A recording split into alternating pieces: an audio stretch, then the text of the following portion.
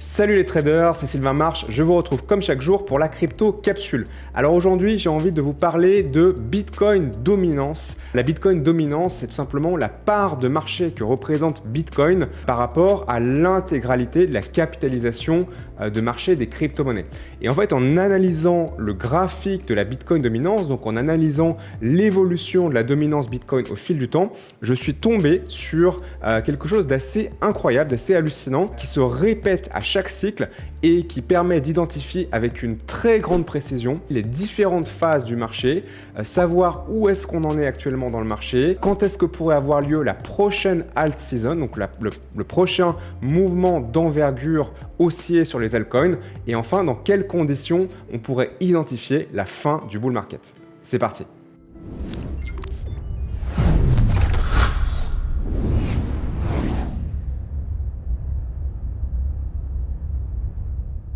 Alors on y va, donc comme je vous le disais à l'instant, on est ici sur un graphique de BTC.D, c'est l'indicateur que vous pourrez trouver sur TradingView, qui est la dominance Bitcoin, donc je le rappelle, le pourcentage de domination, comme son nom l'indique, de Bitcoin sur l'intégralité du marché crypto. Donc actuellement, on est quasiment à 60% de dominance. Qu'est-ce que ça signifie? Ça signifie que le Bitcoin pèse 60% en capitalisation de marché de l'intégralité du poids total des crypto-monnaies. Donc évidemment, ce pourcentage, il évolue avec le temps et on peut le placer pour un graphique et évoluer au fil du temps les différentes étapes par laquelle passe cette dominance Bitcoin en fonction des différents cycles du marché. Et en faisant ce travail, je suis tombé sur quelque chose d'assez étonnant, d'assez vraiment très précis que j'ai envie de vous partager aujourd'hui pour identifier les différentes phases de marché et aussi évidemment qu'est-ce qui pourrait se produire dans l'année qui vient. Donc mon point de départ de réflexion, ça a été de poser sur ce graphique les halvings. Donc les halvings, c'est les moments où les récompenses de minage Bitcoin sont divisées par 2, c'est tous les 4 ans. Donc on a la dernière en date était celle de mai 2024. On en avait une évidemment 4 ans avant en juin 2020 et encore environ 4 ans avant en août 2016. Une fois que j'ai posé ces halvings, je me suis rendu compte que assez peu de temps après le halving, la dominance Bitcoin se mettait à fortement chuter. Et ce moment-là, il indique deux choses. Premièrement, il indique que ça veut dire que les altcoins sont en train de reprendre des parts de marché à Bitcoin. Et ça, généralement, ça veut dire qu'on est en alt season, c'est-à-dire qu'on est à un moment où les altcoins se mettent à exploser à la hausse. Donc ça, c'est la première chose. Et la deuxième chose, c'est que ça se produit quelques temps après le halving, mais en réalité de manière très précise. C'est-à-dire que là, si on prend ce halving et qu'on mesure le moment où la dominance Bitcoin se met à s'effondrer et qui démarre une nouvelle jambe haussière sur le marché, mais en particulier donc sur les altcoins, on a 224 jours. Si on reporte la même durée à quelques jours près, évidemment quand même, faut pas exagérer, sur le halving suivant, la dominance se met à s'effondrer exactement au même moment. Et si on reporte à notre situation de marché actuelle et qu'on reporte encore une fois 220-224 jours, on se rend compte qu'on est très très proche d'atteindre cette durée qui potentiellement peut déclencher donc une baisse brutale de la dominance Bitcoin, ce qui va donc représenter une explosion à la hausse de la valeur des altcoins. Donc ça, c'est ma première constatation qui est quand même assez intéressante. Maintenant, regardons qu'est-ce qui se passe ensuite durant cette phase de baisse de dominance Bitcoin. En fait, ce qu'on peut identifier, c'est que cette dominance, elle ne cesse de baisser jusqu'à la fin du marché haussier, donc jusqu'au point haut, au top de marché haussier, avant qu'on reparte en bear market, en marché baissier.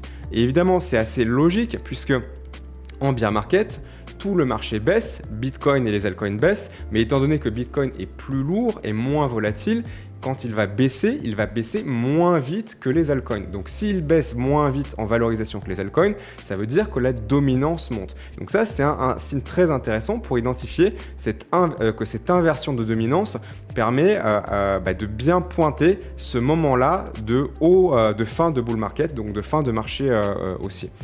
Et là, encore une fois, les choses sont assez intéressantes puisqu'on peut se rendre compte qu'on a un pourcentage de descente.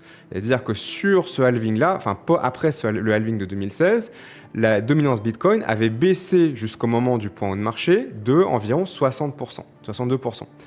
sur le cycle suivant, donc le cycle de 2020, elle avait baissé au total, avant d'atteindre le point haut de marché et de se retourner, de moins de 48%. D'accord? Donc ce qu'on constate, c'est que à chaque cycle, eh bien, la dominance Bitcoin baisse pendant la phase finale du marché haussier, mais elle baisse de moins en moins fort, ce qui encore une fois est assez logique, puisque cycle après cycle, eh bien, le poids général des altcoins ne fait que monter et donc se renforce de manière globale par rapport à Bitcoin. Il y a un équilibrage qui est en train de se faire. Là où ça devient particulièrement juteux, c'est qu'il y a peut-être un pattern, puisque ici on a baissé de 62%, ici on a baissé de 48%. Maintenant, qu'est-ce qui se passe si on considère que pour passer de 62 à 48, c'est une baisse de, à vue de nez, je crois, 25%, de 62 à 48, et si on reporte la même baisse, donc qu'on fait moins 25% de 48 à peu près, on arrive à 32%. Ok, donc on ne sait pas si c'est là que ça va aller, mais maintenant où ça devient particulièrement croustillant, c'est qu'on reporte ces 32% et on se rend compte qu'en tirant une droite de support qui joint le premier bas de dominance avec le deuxième, eh bien, on arrive exactement à ces fameux 32% de baisse qui représentent donc une baisse de dominante qui est de moins en moins importante, de 25% à chaque session, et on arrive exactement au même point. Donc ça, c'est quand même quelque chose de assez étonnant, assez intéressant. Maintenant, on a également un autre signe sur lequel je voulais porter votre attention. C'est ce point pivot qu'on voit en orange ici et qui fait souvent soit office de support, soit office de résistance. Et le prix a tendance tout simplement à travailler autour de cette zone pivot. Là, ce qui est intéressant, c'est qu'actuellement, on arrive à environ 60% de dominance Bitcoin. Et il semblerait que si c'est le moment où la dominance Bitcoin commence à baisser en termes de temporalité, en termes de pivot, et aussi on est pas mal, puisque là on avait un ancien support, puis il a été cassé, et là on revient travailler ce pivot, mais non pas en support, mais en résistance. Et un point pivot, c'est travailler au rebond, soit en support, soit en résistance. Donc ça aurait complètement sens que, étant donné cette temporalité, eh bien là on soit sur une zone de résistance avant que la Bitcoin dominance se mette à baisser, et potentiellement elle pourrait baisser d'environ 32% si on suit la progression de baisse qu'on a eu sur les deux précédents cycles, et qui nous amène également dans l'alignement de cette oblique montante en support qu'on tire sur les deux précédents cycles également, et qui pourrait nous amener sur la fin d'année 2025, si on respecte la cyclicité habituelle, dans cette zone-là. Donc là, c'est assez intéressant parce qu'en fait, on a un game plan qui commence à être assez précis, puisque là, on pourrait imaginer qu'on ait très prochainement une alt season, donc une Bitcoin dominance qui se met à baisser de manière très violente, puis la Bitcoin dominance qui remonte à nouveau parce que voilà, il y a différentes phases, et en général il y a une alternance entre c'est soit Bitcoin qui lead, soit les altcoins qui mid, puis de nouveau une dernière phase d'euphorie qui nous amène à la bulle et l'éclatement de bulle de fin de marché haussier. Et on voit que dans les précédentes phases, on n'était pas allé en ligne droite, on avait baissé, puis on était remonté, puis on avait rebaissé. Là, on l'a fait ici, c'est un petit peu moins net. On a fortement baissé, puis on est remonté. On a fait quelques allers-retours, et puis on est fini par arriver sur la fin de marché haussier ici, vers fin 2021. Donc là, on pourrait avoir un game plan qui est quand même assez clair, c'est-à-dire très prochainement une alt season qui va être très explosive, très violente, puis peut-être un dégonflement intermédiaire de bulle où tout se met à cracher parce que ça est monté trop vite. Mais quand tout se met à cracher, Bitcoin même baisse moins vite que les altcoins, donc du coup la dominance Bitcoin pourrait remonter, et enfin on repart de nouveau à la hausse pour la jambe finale de ce marché haussier, pour atteindre cette zone là à la fois en termes de niveau et en termes de durée. Et donc on a un objectif qui est quand même assez clair, et ça voudrait dire que quand le Bitcoin va commencer à atteindre environ les entre 40 et 45% de dominance, il va falloir peut-être commencer à se méfier, et se méfier d'autant plus si on commence à arriver sur la fin d'année 2025. Évidemment, ce n'est pas une boule de cristal, il n'y a évidemment jamais de garantie. Je voyais encore quelqu'un en commentaire hier qui me disait « mais c'est bien joli, ta conclusion c'est que c'est pas certain ». Oui, ok, super. Je m'appelle pas Nostradamus, désolé. Et si je m'appelais Nostradamus, probablement que je donnerais pas cette information gratuitement, donc t'es bien gentil, mais je raisonne pas, je raisonne avec ce que j'ai.